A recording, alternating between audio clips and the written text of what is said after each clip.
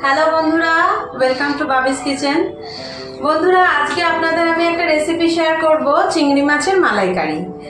কেমন করে আমি চিংড়ি মাছের মালাইকারি করি সেটাই আপনাদেরকে দেখাবো।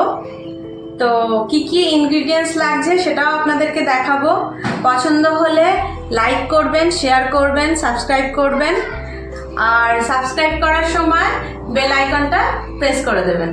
তাহলে চলুন শুরু করা যাক চিংড়ি মাছের মালাইকারি।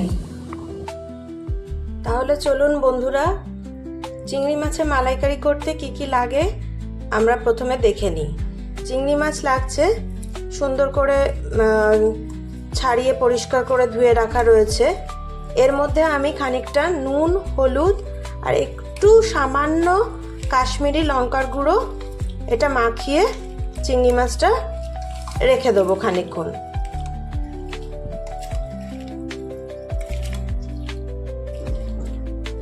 এটা সুন্দর করে নুন, হলুদ আর কাশ্মীরি লঙ্কার গুঁড়ো মাখিয়ে চিংড়ি মাছটা খানিকক্ষণ রেখে দেবো। আর এর মধ্যে লাগছে হাফ মালা মতো নারকোল, যেটা আমি কুড়িয়ে নিয়েছি। কুড়িয়ে এর মধ্যে খানিকটা গরম জল দিয়ে একটু ভিজিয়ে রাখবো। একটুখানি গরম জল দিয়ে এটাকে ভিজিয়ে রাখবো, কারণ নারকেলের দুধটা আমরা বার করব।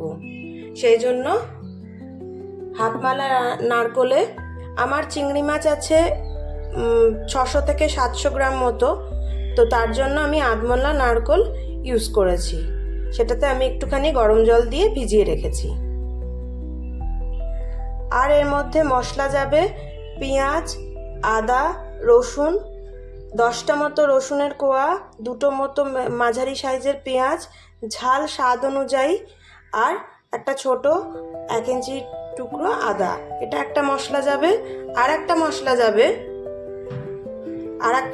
যাবে 2 চামচ মতো কালো সরষে, 2 চামচ মতো পোস্ত আর 2 চামচ মতো কাজু বাদাম, তার সাথে 4 চামচ মতো টক দই। এই 4টে সমস্ত একসাথে বেটে নেব। চলুন তাহলে স্টেপ বাই স্টেপ রান্নাটা শুরু করা যাক। স্টেপ বাই স্টেপ রান্নাটা করলে রান্নাটা আপনারা সুন্দরভাবে বুঝতেও পারবেন, করতেও পারবেন, আর খুব সুন্দর মালাইকারিটা হবে। চলুন আমরা স্টেপ বাই স্টেপ রান্নাটা সেরে ফেলি।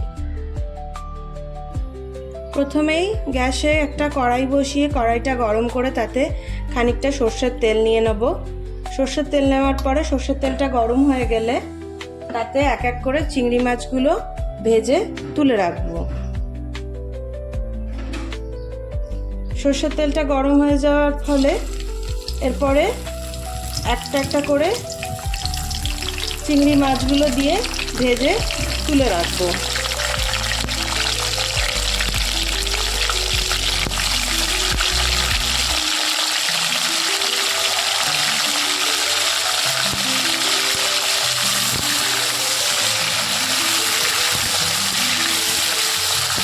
ভালো করে চিংড়ি মাছগুলো ভেজে তুলে নেব।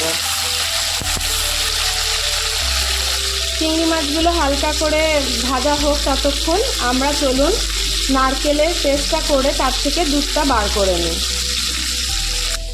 নারকেলটা গরম জলে ভিজিয়ে রেখেছিলাম, এবার এটা মিক্সিতে দিয়ে এটাকে পেস্ট করে তার থেকে আমরা দুধটা বার করে নেব। মালাইকারি নারকেলের দুধ মাস্ট, ওটা লাগবেই। নারকেলের দুধটা বার করে নেব।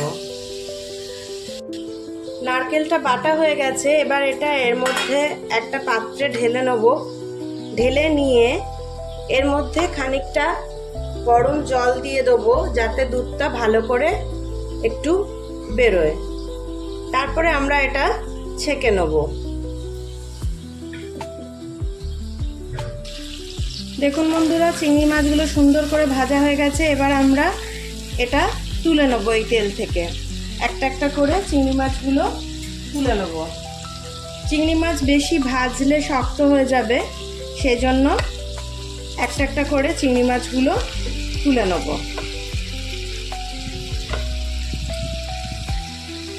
চিংড়ি মাছগুলো তুলে নেওয়ার পরে এর মধ্যে একটা তেজপাতা ছিঁড়ে দিয়ে দেবো, আর এরপরে দেবো বাটা মশলাটা, যেটা পেঁয়াজ, আদা, রসুন আর কাঁচা লঙ্কা সমেত বেটে রেখেছিলাম সেই বাটা মশলাটা এর মধ্যে দিয়ে দেবো।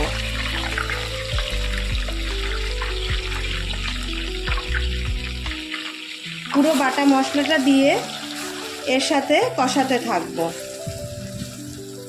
এবার এর মধ্যে কিছু গুঁড়ো মশলাও যাবে, সেগুলো একে একে দিয়ে দেবো। যেমন স্বাদ অনুযায়ী নুন দেবো। প্রথমে স্বাদ অনুযায়ী নুন দিলাম, হলুদ,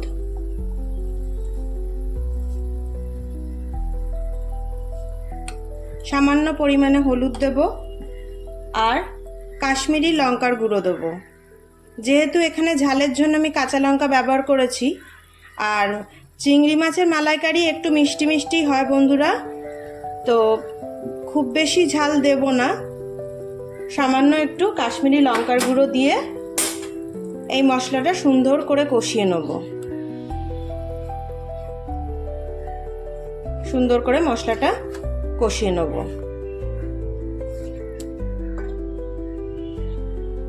দেখুন বন্ধুরা, মশলাটা কষিয়ে নিয়েছি ঢাকা দিয়ে দিয়ে।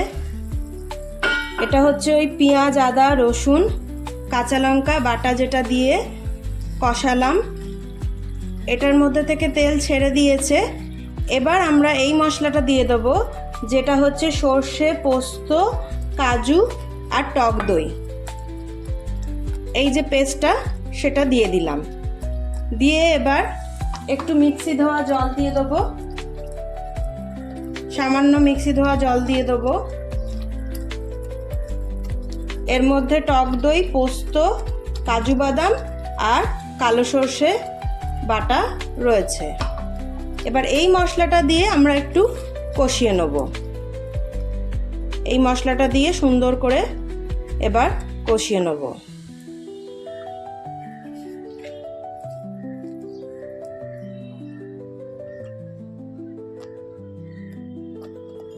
এই মশলাটা যেহেতু কাজু বাদাম দেওয়া রয়েছে, তাই একটু মাঝে মাঝেই এটা খুন্তি দিয়ে নাড়িয়ে নিতে হবে, কারণ কি তলা লেগে যেতে পারে, কড়াইয়ের নিচে তলা লেগে যেতে পারে। সেই জন্য এই মশলাটা দেওয়ার পর মাঝে মধ্যেই একটুখানি করে নাড়াচাড়া করে দিতে হবে। চলুন এই মশলাটা যতক্ষণে কষা হচ্ছে ততক্ষণে আমরা নারকেলের দুধটা বার করে নিই, গরম জলে যেটা আমরা ভিজিয়ে রেখেছি। নারকেলের দুধটা সুন্দর ভিজে গেছে বেটে নেওয়ার পরে গরম জলে যেটা ভিজিয়ে রেখেছি। এবার এইটা ছেঁকে নেব, দুধটা আমরা বার করে নেব, সুন্দরভাবে দুধটা বের করে নেব।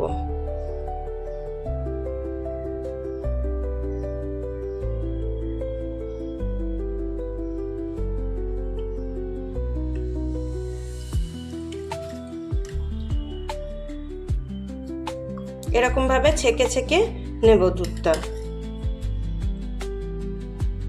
দেখুন বন্ধুরা, কি সুন্দর এক বাটি মতো দুধ বেরিয়ে এসছে। গরম জল দেওয়াতে দুধটা পুরো ক্রিম একটা দুধ নারকেলের বেরিয়ে এসছে।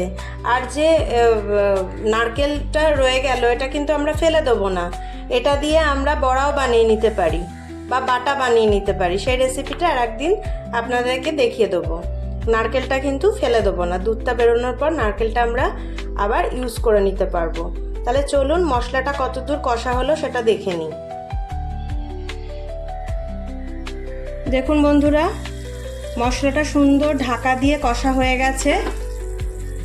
এবার একটু এর মধ্যে নাড়াচাড়া করে নেব। সুন্দর মশলাটা কষা হয়ে গেছে, তেলও ছেড়ে দিয়েছে। এবার এর মধ্যে আমরা ওই নারকেলের দুধটা দিয়ে দেবো।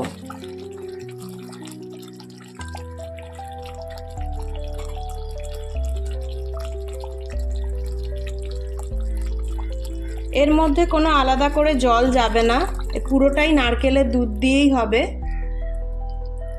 আর একটু এমনি দুধও এর মধ্যে যাবে, যেটা নর্মাল দুধ আমাদের ঘরে থাকে সেই দুধও একটুখানি দেব, মানে গ্রেভিটা পুরো দুধেই হবে, এর মধ্যে কোনো জল পড়বে না। প্রথমে এক বাটি মতো নারকেলের দুধ দিলাম, তারপরে এমনি দুধ দিলাম। এবার এটা যখন গ্রেভিটা ফুটে উঠবে তখন আমি চিংড়ি মাছগুলো দেব, কারণ চিংড়ি মাছ দিয়ে বেশি ফোটাবো না, কারণ চিংড়ি মাছ দিয়ে বেশি ফোটাতে নেই, তাহলে চিংড়ি মাছগুলো খেতে শক্ত হয়ে যাবে। চলুন এটা ফুটিয়ে নিই। গ্রেভিটা ফুটে উঠেছে, এবার এর মধ্যে একে একে চিংড়ি মাছগুলো দিয়ে দেব, যেগুলো ভেজে তুলে রেখেছিলাম।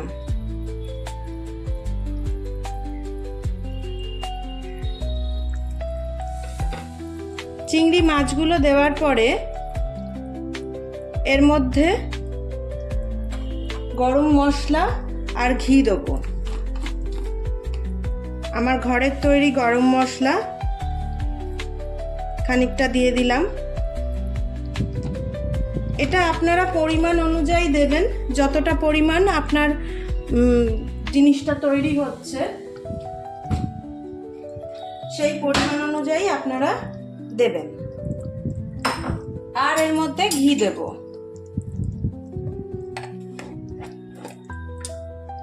এর মধ্যে এবার 1 চামচ মতো ঘি দিয়ে দেবো। আর দেব স্বাদ অনুযায়ী চিনি।